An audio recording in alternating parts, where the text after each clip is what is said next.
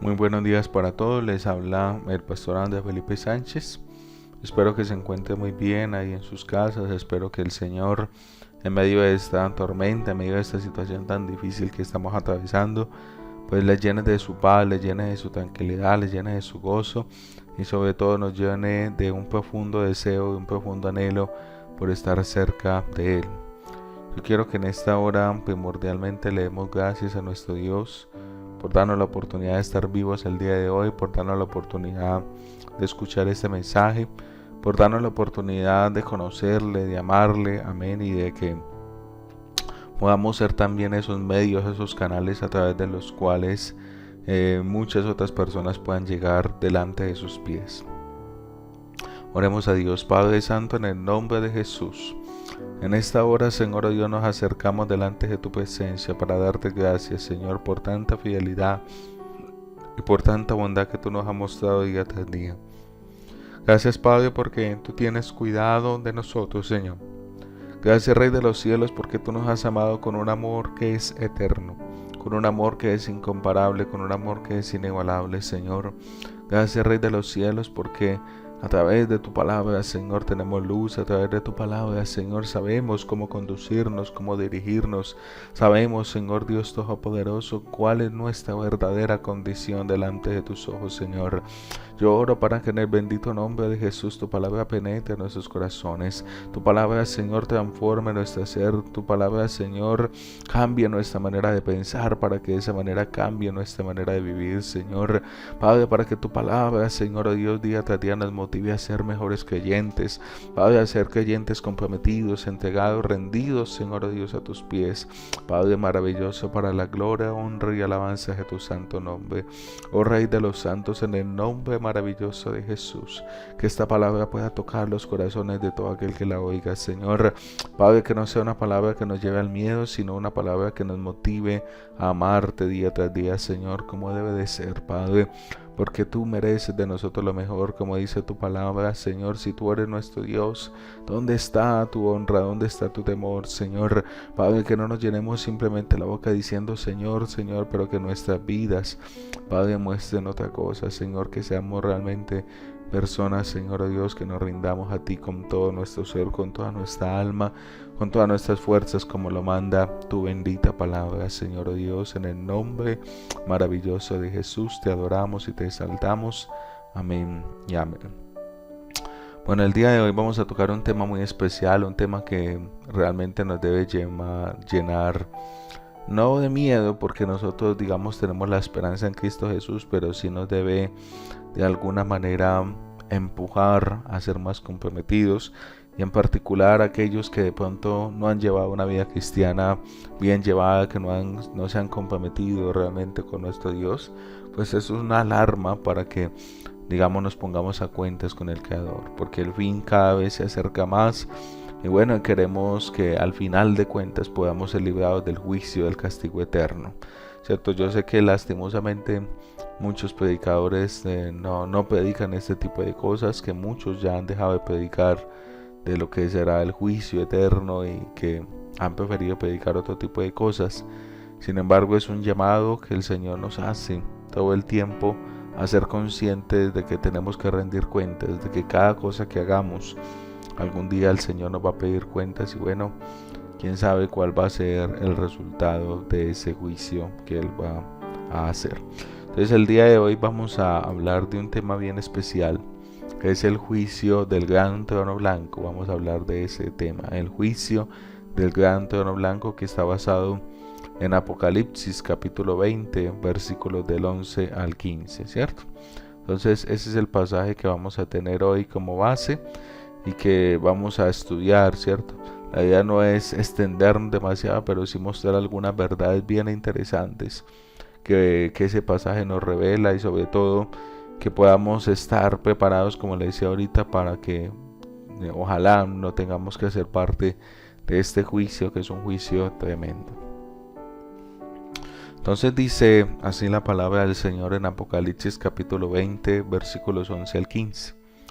Y vi un gran trono blanco y el que estaba sentado en él, de delante del cual huyeron la tierra y el cielo, y ningún lugar se encontró para ellos.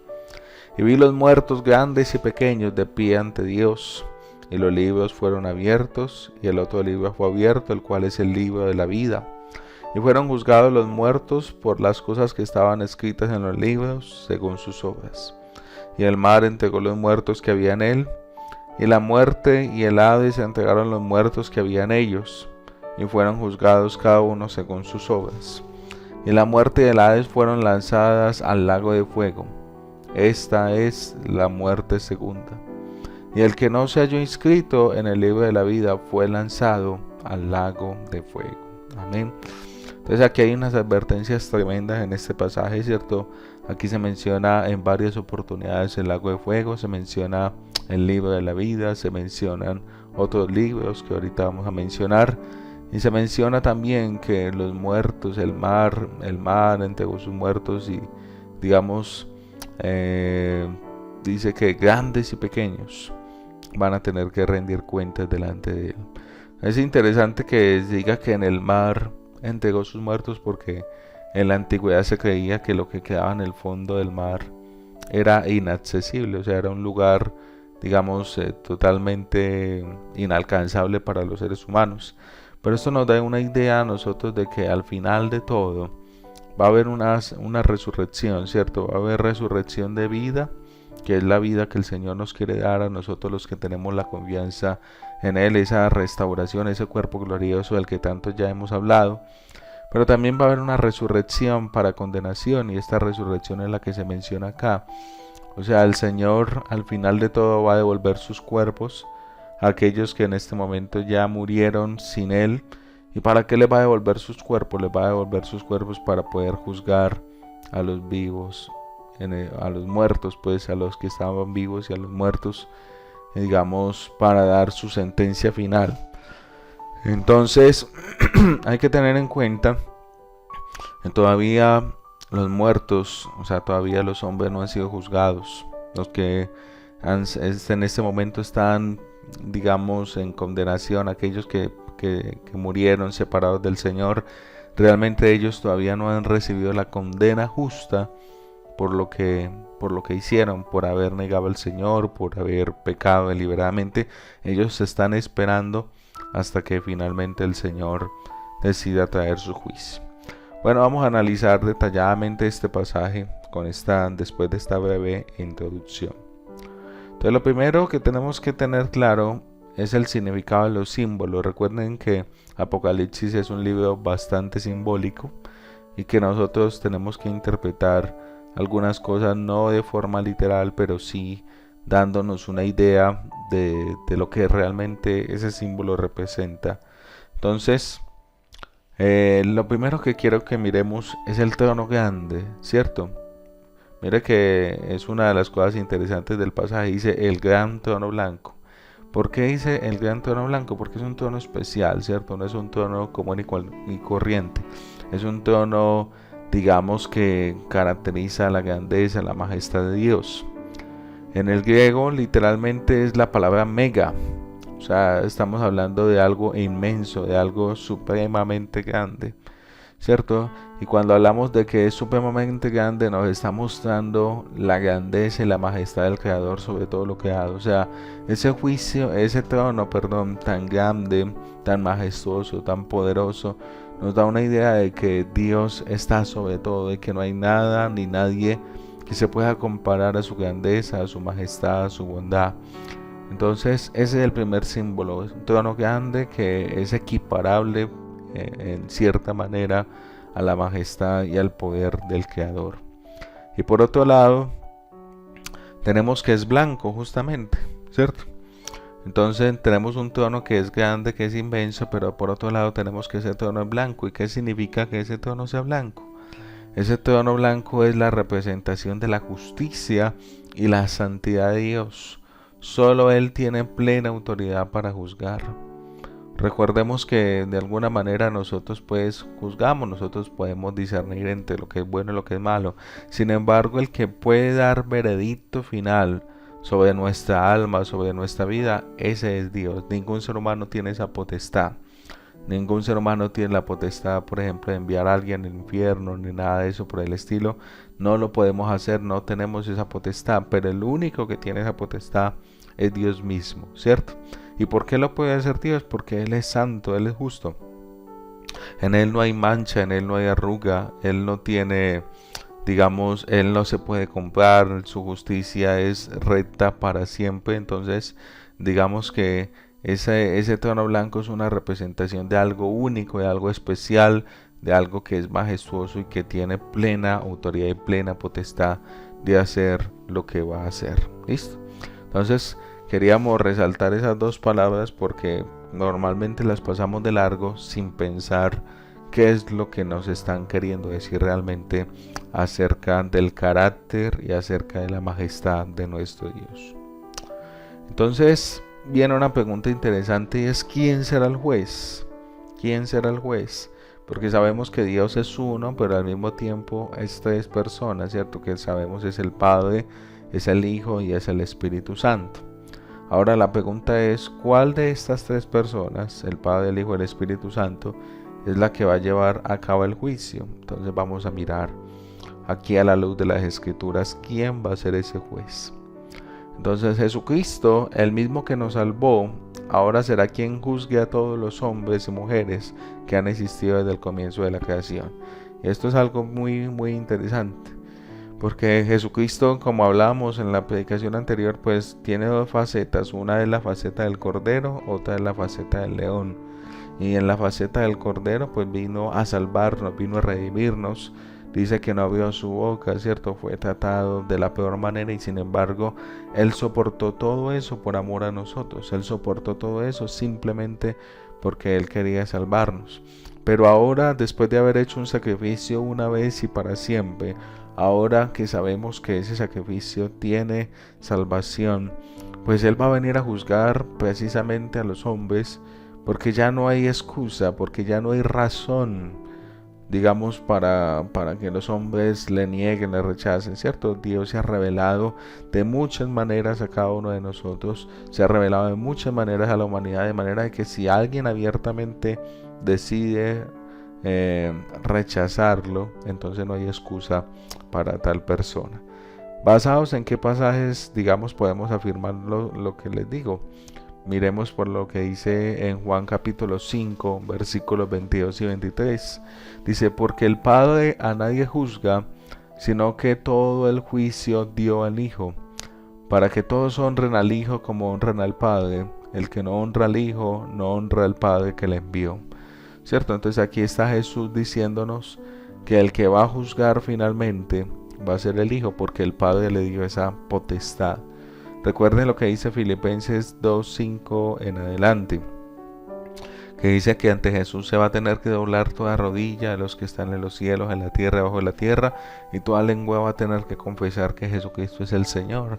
O sea, en este juicio final, muchos que se perdieron, muchos que, digamos, en este momento viven una vida todavía desordenada y que tristemente se van a perder, la palabra de Dios nos muestra que todos van a tener que confesar el señorío de Cristo en ese juicio. Así hoy en día lo blasfemen, así hoy en día renieguen de Él, así hoy en día, digamos, nieguen su existencia, un día van a tener que doblegar sus rodillas delante del Rey de Reyes y el Señor de los Señores. Y tenemos también lo que nos dice 2 de Timoteo capítulo 4 versículo 1. Dice: te encarezco delante de Dios y del Señor Jesucristo, que juzgará a los vivos y a los muertos en su manifestación y en su reino. Entonces aquí está muy claro. Recuerde que antes de que tenga lugar el juicio del gran trono blanco, entonces va a tener lugar lo que llamamos el milenio, que es un reino de Cristo en la tierra durante 1000 años. Ese pasaje o ese hecho lo podemos ver también aquí en el libro de Apocalipsis, pero también se puede ver en Isaías 11. Es un reino donde el Señor va a reinar con justicia, con verdad, y al cabo de ese reino, dice la Biblia, Satanás será liberado. Y bueno, todavía existirán algunos hombres en ese reino que no tendrán una naturaleza renovada como aquellos que han sido escogidos. Dice que muchos van a querer rebelarse otra vez contra Dios, y es donde dice que todo desaparece y comienza el juicio del gran trono blanco. En ese juicio del gran trono blanco, entonces vemos que Cristo es el que va a juzgar a los vivos y a los muertos. Entonces, ¿quiénes van a ser juzgados? Esa es otra pregunta muy interesante. ¿Quiénes van a ser juzgados? Como hemos hablado hasta ahora, los que van a ser juzgados en aquel juicio, aunque no todos los teólogos están de acuerdo en esto. Algunos dicen que el juicio del trono blanco es el juicio también para los creyentes y los no creyentes, pero el Apocalipsis se enfoca primordialmente en aquellos que se perdieron o se van a perder, ¿cierto? Entonces, ¿quiénes van a ser juzgados? Primordialmente, de acuerdo al pasaje, serán juzgados los seres humanos de todas las edades que abiertamente rechazaron a Cristo Jesús. Bueno, y ustedes dirán, bueno, ¿y qué pasará entonces con las personas que nunca conocieron acerca del Señor Jesús? ¿Cierto? Porque a lo largo de la historia muchas personas no le conocieron, particularmente en el Antiguo Testamento.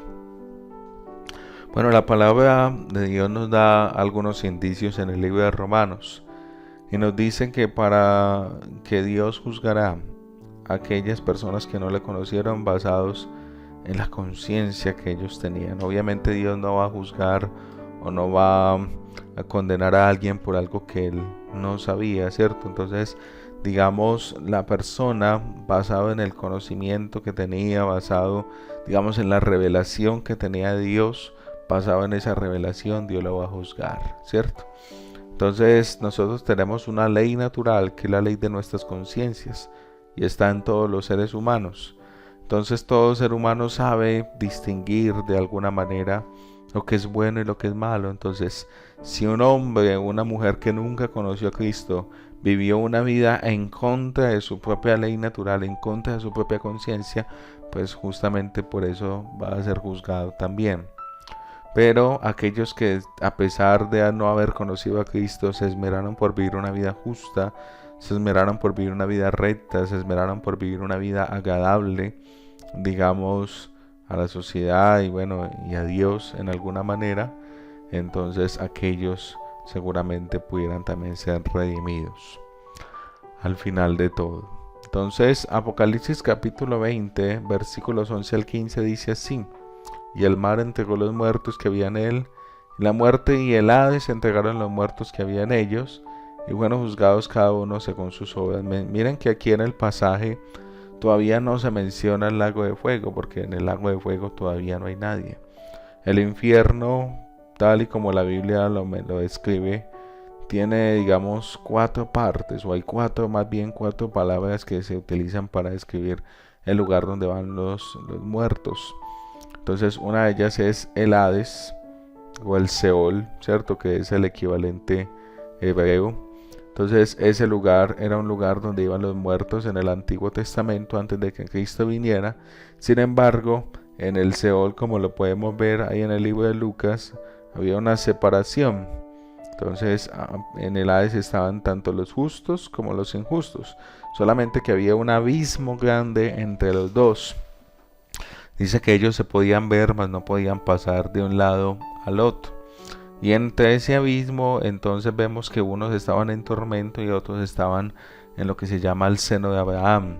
Y en el seno de Abraham, entonces aquellas personas que estaban ahí estaban en regocijo, estaban en paz, mientras que los otros estaban atormentados. Entonces es interesante eso, porque mucha gente cree que cuando se habla del Hades se está hablando del lago de fuego, y no es así. Entonces ese sería uno de los lugares. Tenemos por otro lado lo que es el Tártaro, es otro lugar también ahí en el infierno, digámoslo así. Pero en ese lugar están unos espíritus encadenados, ¿cierto? Unos espíritus que pecaron, que menciona la palabra en Génesis capítulo 6. Entonces ahí hay unos demonios encadenados en este momento en ese lugar que se llama el Tártaro. Tenemos por otro lado otro lugar que es el abismo sin fondo, que es un lugar donde va a ser encadenado Satanás durante 1000 años. Y finalmente tenemos lo que se llama el Gehenna o el lago de fuego, ¿cierto? El lago de fuego es el lugar del juicio final y todavía nadie está en ese lugar. Entonces hay que tener cuidado en ese sentido. Entonces dice que los muertos fueron juzgados cada uno según sus obras. En Mateo capítulo 7, versículo 22 y 23 dice: muchos me dirán en aquel día: Señor, Señor, ¿no profetizamos en tu nombre, y en tu nombre echamos fuera demonios, y en tu nombre hicimos muchos milagros? Y entonces les declararé: nunca os conocí, apartados de mí, hacedores de maldad. Yo creo que lo peor que nos pudiera pasar a nosotros es creer que somos y realmente no ser. Nosotros tenemos que ponernos a prueba si realmente estamos en la fe. Porque tristemente muchas personas hoy en día creen que son cristianos y cuando llegue este día se van a llevar una muy amarga sorpresa. Porque muchos van a decir: Señor, yo te conocí, yo hice esto, yo hice aquello. Y el Señor va a decir: yo nunca lo conocí, apartado de mí, hacedor de maldad. Entonces es una invitación para aquellos que creen que solamente por el hecho de ir a la iglesia ya son cristianos, o solamente por el hecho de cumplir con una liturgia, entonces ya eso los hace automáticamente cristianos. Eso es falso. La verdadera evidencia de que somos cristianos es que el Espíritu de Dios esté morando dentro de nosotros y esté trabajando. De manera, si nosotros creemos que somos cristianos y sin embargo llevamos una vida desordenada, llevamos una vida caótica o llevamos una doble vida, entonces puede ser probable que realmente no lo seamos, de que digamos nominalmente nos llamamos cristianos, pero que todavía nuestros nombres no han sido escritos en el libro de la vida. Tenemos que tener mucho cuidado con eso, porque seguramente va a ser un despertar muy doloroso, muy aterrador darse cuenta de que creía que era, pero a la hora de la verdad nunca fui. Entonces, ¿de qué se les acusará a los condenados? ¿Cuál va a ser la acusación de los condenados en aquel día? La primera evidencia la menciona la palabra de Dios y dice que los libros fueron abiertos. Normalmente ese libro se le conoce, o esos libros, se le conoce como el libro de los hechos. Dios juzgará a cada persona que se haya perdido por sus hechos mientras estuvo en el cuerpo. Entonces, de alguna manera es una esperanza que también tenemos en Dios. Pues yo no quiero que nadie se pierda, por supuesto, pero también hay que reconocer que a lo largo de la historia han habido personas que han cometido hechos abominables, terribles.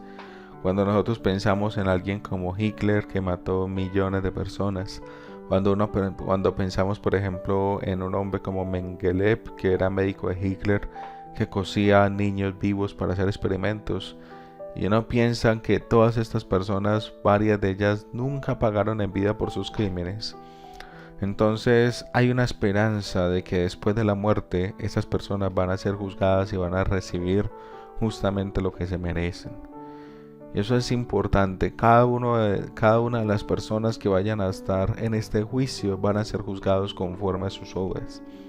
Por supuesto de que en este juicio ya no hay manera de que se puedan salvar, porque la Biblia es muy clara de que está establecido para los hombres que mueran una sola vez y después el juicio. O sea, mientras estemos vivos tenemos la oportunidad de acercarnos a Dios, de arrepentirnos, pero una vez morimos sin Cristo ya no hay nada que podemos hacer, y las personas que van a estar en este juicio ya no tienen oportunidad de salvarse. Sin embargo, a cada uno se le juzgará según sus obras. Hay personas que tal vez se creen a sí mismo buenas, que tal vez de pronto no hicieron cosas tan abominables como Hitler. Y sin embargo, muchas de esas personas también se van a perder. ¿Por qué? Porque pusieron su esperanza no en Cristo, sino en lo bueno que ellos eran. Y eso es peligrosísimo. Entonces, los hechos, digamos, van a determinar también el nivel de castigo que vamos a tener ahí en ese lugar de tormento. O que se va a tener ahí, en ese lugar de tormento, que yo no quiero estar ahí. Entonces, ese sería el primer libro, el libro de los hechos. Y la evidencia 2 es el libro de la vida. Aquellos cuyos nombres no aparecen en el libro de la vida serán juzgados por rechazar la gracia de Dios en Cristo Jesús.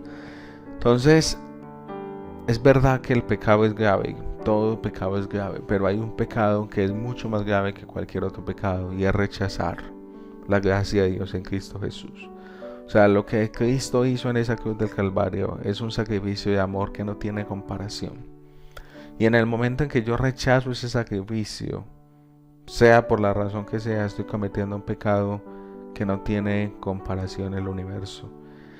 Entonces muchas personas a sí mismas se ven como justas, se ven como rectas. Muchas personas a sí mismas actúan de la forma que actúan los fariseos en aquella época, que se creían tan buenos, se creían tan justos que no necesitaban de un salvador. Sin embargo, ese pensamiento de autojusticia, ese pensamiento donde yo me veo a mí mismo como lo suficientemente bueno para agradar a Dios, es un pensamiento bastante traicionero y que nos va a llevar a la condenación eterna.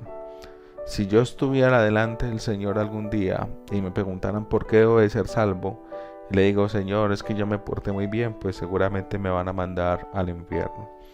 Pero si yo digo, Señor, yo estoy aquí porque tu Hijo murió para que yo pudiera ser redimido, y por su justicia, por su gracia, yo puedo ser salvo, me van a decir, bienvenido al reino de los cielos. Entonces hay que tener mucho cuidado.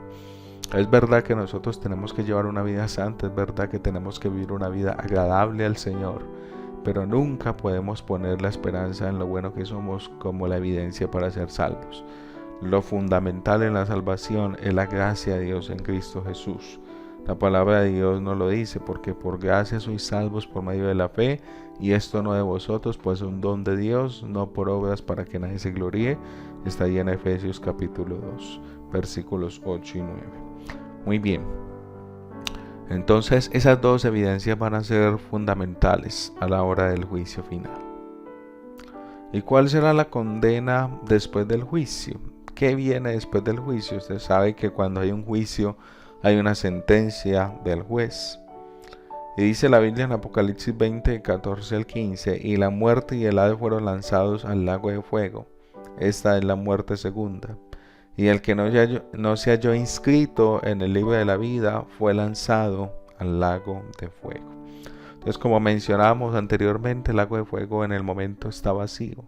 Pero después de que tengamos ese juicio, en el juicio del trono blanco, digamos, muchas personas, millones de personas van a ser lanzados ahí, y solamente personas, sino también Satanás y todos sus demonios van a ser juzgados y van a ser lanzados a ese lago de fuego y azufre. Entonces, hay que tener cuidado, porque hoy en día hay muchas personas que todo el tiempo están hablando de que estuvieron en el infierno y pasó esto y aquello, pero hay que tener en cuenta de que la palabra de Dios nos muestra que todavía no hay nadie, por lo menos no en el lago de fuego, tal vez en el Hades atormentado, pero todavía no ha sido juzgado por el Señor. Entonces, en el lago de fuego no todos van a sufrir de la misma manera, como mencionábamos. Habrá niveles de castigo según las obras de cada uno, ¿cierto? Pero como les decía, seguramente el castigo más grande que debía haber para ese lugar fuera aquellos que conocieran y sin embargo se apartaron. Ese castigo va a ser mucho peor que para aquel que nunca conoció al Señor Jesús. Entonces debemos reflexionar acerca de nuestra vida, debemos saber cómo estamos andando, debemos meditar acerca de nuestros caminos, acerca de nuestras motivaciones, si realmente estamos buscando al Señor por amor o realmente lo que está sucediendo es que estamos simplemente tratando de que Él supla una necesidad y después me aparto de Él. Debemos reflexionar, porque tristemente es la condición de muchas personas en el pueblo de Dios. Finalmente, quiero hacer una invitación al arrepentimiento. Todavía estamos vivos, gracias a Dios. Todavía tenemos la oportunidad de ponernos a cuentas con el Creador. Todavía tenemos la oportunidad de acercarnos al trono de la gracia. Entonces, si su vida tal vez no es la vida que el Señor está esperando, si su vida tal vez no es la vida que debiera de ser, entonces mire lo que el Señor nos dice en su palabra. En Isaías capítulo 1, versículo 18. Ven y luego, dice Jehová, y estemos a cuenta. Si vuestros pecados fueren como la grana, como la nieve serán emblanquecidos. Si fueran rojos como el carmesí, vendrán a ser como blanca lana. No hay pecado que el Señor no pueda perdonar. Solamente hay un pecado que la Biblia menciona. Es imperdonable, la blasfemia contra el Espíritu Santo. Sin embargo, todos los demás pecados han sido, perdonados en la cruz del Calvario si nosotros se lo permitimos al Señor. Yo les pido de todo corazón a aquellos que están escuchando, van a escuchar este mensaje, que podamos ponernos a cuentas con Dios, que podamos apartarnos de todo mal camino, que podamos permitir que Él sea el amo y Señor de nuestras vidas, que Él sea el que reine en nuestros corazones y que reine con justicia y que reine con verdad. Oremos al Señor. Padre, en el bendito nombre de Jesús, en esta hora te damos infinitas gracias, Señor Dios, por tanta bondad y por tanta fidelidad. Gracias, Padre maravilloso, porque tú nos has amado con amor eterno. Gracias, Señor, porque tu justicia es por los siglos de los siglos. Yo oro, Dios de los cielos, para que en esta hora, Señor, tu presencia gloriosa nos inunde, tu presencia gloriosa nos llene, Señor, y nos limpie de toda maldad. Oro, Señor, para que podamos estar preparados, Señor, y no tengamos que ser juzgados como aquellos, Señor Dios, que tristemente ya se han perdido y han partido a la eternidad sin conocer a Cristo. Oro, Señor, para que en el nombre de Jesús muchas personas puedan acercarse a ti, puedan conocerte a ti, al único Dios verdadero, y a Jesucristo, Señor, al que tú has enviado. Padre, porque sabemos, Dios de los cielos, que ese día nuestro corazón va a estar expuesto. Sabemos que nada oculto habrá delante de tus ojos, Señor. Sabemos, Señor Dios de los cielos, que ese día darás una sentencia justa, Señor Dios, sobre la vida de cada ser humano. Y que esa sentencia tristemente es la condenación eterna. Yo oro, Señor, para que en el nombre maravilloso de Jesús podamos ser renovados. Señor, quita toda venda de nuestros ojos y podamos, Señor, realmente entender qué es lo que tú demandas de nosotros. Damos a ti, Señor Dios, todo el honor, toda la gloria, toda la honra, toda la alabanza. Damos a ti, Señor, el reconocimiento.